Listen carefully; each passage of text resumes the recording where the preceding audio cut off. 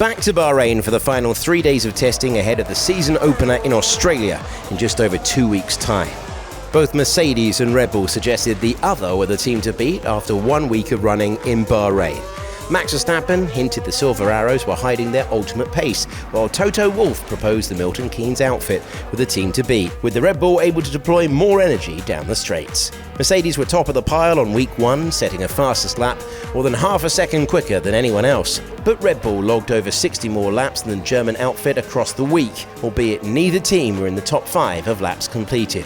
Red Bull team boss Laurent Mekies played down their chances ahead of the season. We very well know the size of the mountain that is still in front of us. We just had a very good start at it. We know we are going to run into a number of uncomfortable moments where the gap to competitions will be too big, where the car will stop on track or will not get out of the garage like this morning, unfortunately, where we got an issue with Isaac. So it's part of the game, but we are happy to be in the game, and it's it's going to be a huge mountain from now on. So the performance shown by the top guys is stratospheric, and it's going to be a huge development race, chassis side, PU side, but it's what we all love. McLaren achieved the joint highest lap count of the first test, tied on 422 with Williams. But it was a scruffy start to the second week for Lando Norris. The world champ battled his brakes on multiple occasions. First a moment at turn 1, before giving turn 10 a wide berth.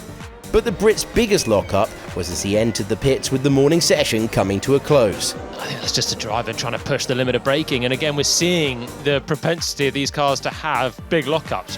That looks like it's a massive power unit failure, the amount of smoke coming off the back there. The reigning champ clocked 54 laps in the morning but seemed to struggle as he pushed the boundaries of his new MCL 40. Piastri added 70 laps to McLaren's day 1 efforts, ending the day second fastest. Ferrari turned heads on week 1, having completed 420 laps and setting the fastest non-Mercedes lap time, a real positive sign for those in red.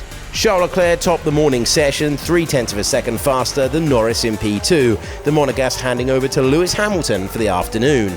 The 5-time Bahrain Grand Prix winner had a wobble at turn 6, on course to setting the day's 7th fastest time. It's an exciting time with this new generation of car as well, because it's all brand new. We're all trying to figure it out on the go. And as where last year we were locked into a car that ultimately I inherited, this is a car that I've been able to be a part of developing on the simulator for the last 10 months, 8 months. And so like a bit of my DNA is within it, so I'm more connected to this one for sure. Williams equalled McLaren's test-topping count despite missing the shakedown in Barcelona. Team boss James Vowles suggesting that the mood has lifted within the squad after a positive first week. Alex Albon was in the car for the morning session, the Thai driver heading off-piste on multiple occasions as he found the limits of his 2026 Challenger. The Williams man later dueling it out with Kimi Antonelli. He does it! Kimi Antonelli! Hey, well, they said you'd be overtaking in different places. Can Albon come back through? Could this be an absolute dogfight between the Williams? Go on. Pass and repass. Is that just a little taster? Has that whetted your appetite?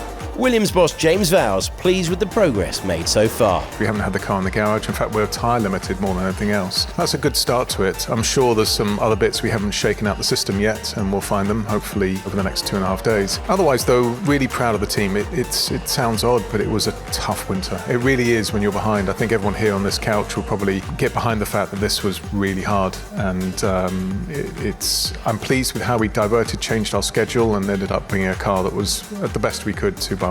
Another team who impressed were Haas. The American outfit completed nearly 400 laps while setting the 8th and 9th fastest times on week 1. But on to week 2 when Esteban Ocon struggled for purchase in his Haas, having a wobble at turn 14 on multiple occasions. Sainz ended the day 5th fastest for Williams as Behrman set Haas's fastest lap time in P13.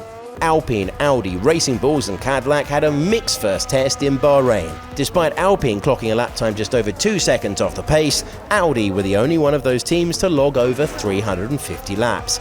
The German outfit continued the form, clocking over 100 laps while setting the 10th fastest time with Gabriel Bortoleto at the wheel. We're sat here as well with not just a brand new power unit, but a power train. And to be where we are and achieve the mileage that we achieved last week is hugely encouraging, but it's an ambitious journey we're on, and we're a little way away from where we'd ideally be at the moment. Arvid Lindblad completed the most laps in the morning session, clocking well over a race distance, the young Brit surviving a scare as he hit the brakes into turn 1.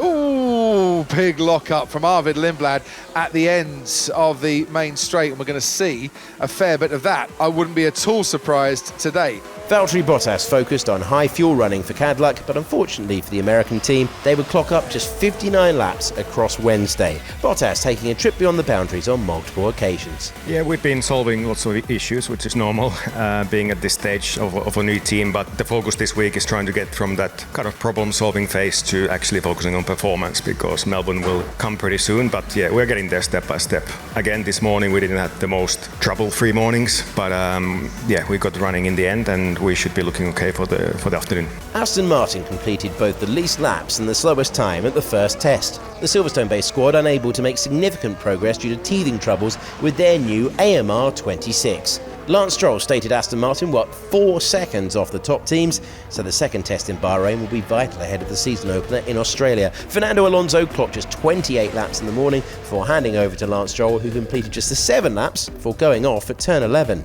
It was on the reattachment, wasn't it, of the active aero. The problem started instantaneously. Now, whether it's coincidental or not, I don't know. But the minute the active aero reattached itself, then the car gets thrown offline. The Canadian returned as the sun started to set, but continued to struggle with the balance of his 2026 Challenger. A tricky day for those in green, the team well aware of the task ahead.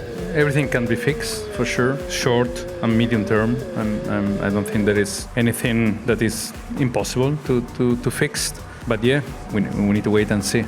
You know, we will try to fix everything that we can before Australia, and after that try to fix as many things as possible in the first couple of races before it's too late in the championship. But no, I'm optimistic. Everything is. I think there is a solution in place. Turn 1 caught out a number of drivers as they pushed the limits of their new machines.